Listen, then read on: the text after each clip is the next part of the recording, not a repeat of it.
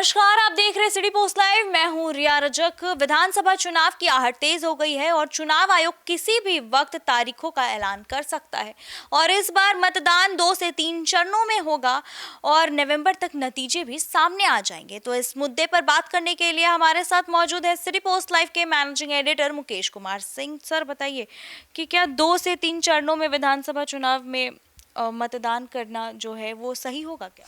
देखिए, अमूमन आप देखी होंगी कि 2 से 3 चरण में मतदान पहले भी हुआ है और एक तरीके से कहें तो पूरी तरह से अब बाज़ार सज गया है चुनाव का। आज जो है हुंकार भर दी है चिराग पासवान ने, और एनडीए ने आज जो है बंद भी बुलाया है बिहार का। माँ को गाली देने का मुद्दा पीएम को है। तो देखिए, अब चुनाव आयोग पर सब कुछ निर्भर करता है और चुनाव आयोग ने मन बना लिया है। जैसे आपने देखा कि एसआईआर की प्रक्रिया जो थी वह पूरी हो गई है अब। तो अब चुनाव आयोग कभी भी तिथि की घोषणा कर देगी और घोषणा के बाद जो है आचार संहिता लग जाएगी और फिर चुनाव की प्रक्रिया पूरी तेज हो जाएगी। वैसे आप देखिए कि जो बिहार निर्वाचन आयोग है तकरीबन जो है सारे काम निपटारे हो गए हैं। कितने बूथ पर चुनाव कराने हैं, मतदान में क्या क्या भूमिका किनको दी जा रही है, तय की जा रही है, वो सारी बातें साफ है, बूथ साफ है। इसके अलावा जो है कितने वोटर्स एक बूथ पर होंगे। तो इस तरह की प्रक्रियाएं जो जटिल थीं वो सारी पूरी कर ली गई हैं। यानी कि चुनाव आयोग अब पूरी तरह से तैयार है कि वह किसी दिन घोषणा कर सकती है तिथि की। तो देखिए, ये कयास ये लगाया जा रहा है कि चुनाव आयोग जो है वो पर्व और त्यौहार का भी ख्याल रखेगा और तिथियों की उसी अनुसार घोषणा होगी। तो ये कयास ये है रिया जी कि ये आपको 15 नवंबर से पहले जो है चुनाव होंगे और 3 चरणों में, जैसा कि आपने कहा। और उम्मीद यह जताई जा रही है कि 15 से 20 नवंबर के बीच जो है मतदान होने के बाद, मतदान के बाद जो है जो मतगणना होगी वो 15 से 20 नवंबर के बीच हो जाएगी। तो एक डेडलाइन हम कह रहे हैं ये कि चुनाव आयोग ने पहले ही 22 नवंबर तय कर दिया है कि इससे पहले सारी प्रक्रियाएं पूरी हो जाएंगी। यानी कि 3 चरणों में मतदान होगा या 4 चरणों में होगा, लेकिन 3 चरणों को मान कर चलिए आप। 3 चरणों में चुनाव होगा और परिणाम के लिए जो है 5 दिन का समय लेंगे। जब 3 चरण के चुनाव होंगे तो 3 बार जो है मतगणना भी होगी। तो इस तरीके से, और अब ये तैयारी पूरी तरह से जो है ये फॉर्मल अब ये बचा हुआ है। आप पूरी तरह से बिहार में अब जो है चुनावी मोड में बिहार है और उल्टी गिनती एक तरह से शुरू हो गई है। रिया, क्या लगता है कि इस बार चुनाव में विकास और रोजगार जो मुद्दा है वो आगे बढ़ेगा या फिर धार्मिक और जातीय उस पर हावी होगा? देखिए रिया जी, बिहार का चुनाव अमूमन आपने देखा है कि यह जाति और धर्म से ऊपर चुनाव यहाँ नहीं हुए हैं। तमाम विकास की बातें, तमाम जितनी भी बड़ी बातें हैं वह गौण हो जाती है और अंतिम में आके जाति हावी हो जाती है और इसके अलावा धर्म भी हावी होता है। तो जैसे आप देख लीजिए महागठबंधन का माय समीकरण जो है मुस्लिम और यादव का। लेकिन आप को अब हम लोगों को यह मिथक को तोड़ते हुए भी देखना हम लोगों को पड़ेगा। इस बार जैसे कि प्रशांत किशोर ने थोड़ी हवा बदल दी है, मौसम में भी बदलाव ला दिया है। वो पलायन को मुद्दा बना रहे हैं और रोज़गार को मुद्दा बना रहे हैं। वो चाह रहे हैं कि बिहार पूरी तरह से बदले, बिहार की स्वास्थ्य व्यवस्था अच्छी हो, बिहार की शिक्षा बेहतर हो। देखिए, विकास के काम हुए हैं और अभी तक नीतीश कुमार की सरकार लगातार जो आ रही है सत्ता में, विकास की वजह से ही आ रही है। नीतीश कुमार ने 2005 में सत्ता संभाली और उसके बाद जो है विकास के नए जो है इतिहास गढ़े गए और निसंदेह विकास एक मुद्दा है। लेकिन महागठबंधन का वोट बैंक का जरिया देखिए, माय समीकरण है। लेकिन इस बार लोगों के मन में बहुत सारी नई संभावनाएं आएंगी।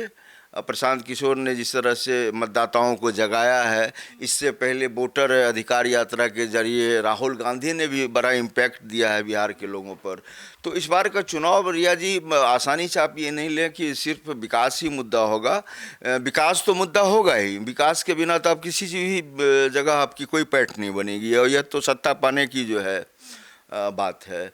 तो आप यह मान करके चलिए, विकास में आप क्या विकास करेंगे? विकास में अब लोग देखना चाह रहे हैं कि आप पुल पुलिया बहुत हुआ, आप ये भी बनाइए। लेकिन यहाँ से जो पलायन हो रहा है, जो मतलब पढ़ने के लिए भी बच्चे जा रहे हैं बाहर, और रोजगार के लिए तो बाहर जा ही रहे हैं। यानी दोनों तरह के यहाँ से पलायन हो रहे हैं, एक तो मजदूरी या किसी रोजगार के लिए, और दूसरा हो रहा है कि शिक्षा, जो हमारी उच्च शिक्षा है या तकनीकी शिक्षा है, उसके लिए भी हमको बाहर जाना पड़ता है। तो बिहार के मतदाता इस बार अपना रुख बदलेंगे रिया जी, रुख बदलेंगे और नई तैयारी रहेगी उनकी, और नई मानसिकता के साथ इस बार का चुनाव होगा। और जीत हार अपनी जगह है, लेकिन जो हवा बयार बह रही है हम लोग तो उसी का मूल्यांकन करेंगे।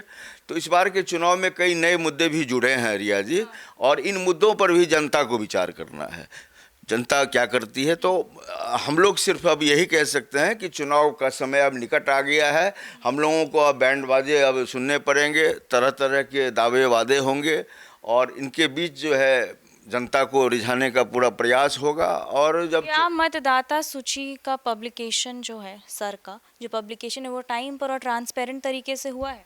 देखिए, अब रिया, ये तो बड़ा सवाल आपने किया। इसी मुद्दे पर तो विपक्ष घेर रहा है इलेक्शन कमीशन को। इलेक्शन कमीशन जो कह रहा है कि हम ईमानदारी और पारदर्शिता से जो है काम कर रहे हैं, और जितने भी विरोधी पक्ष के बड़े दल हैं वो तमाम आरोप लगा रहे हैं कि पारदर्शी नहीं है इलेक्शन कमीशन, ये बी टीम है बीजेपी का।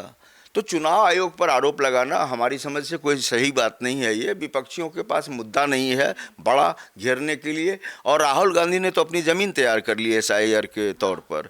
लेकिन अब पब्लिकेशन की बात है, और अब तैयारी, अब कहिए ना, अब SIR की प्रक्रिया पर अब घेरने की बात नहीं रहेगी। अब चुनाव मैदान में जाना पड़ेगा, और चुनाव शर्तों पर लड़ा जाएगा, और ये शर्तें जो है अब तय करेगा चुनाव आयोग। अब पार्टियां तय नहीं करेंगी। आपको जो करना था, जो प्रक्रिया आपको समय दिया गया, उसमें आपने जो करना था वो किया।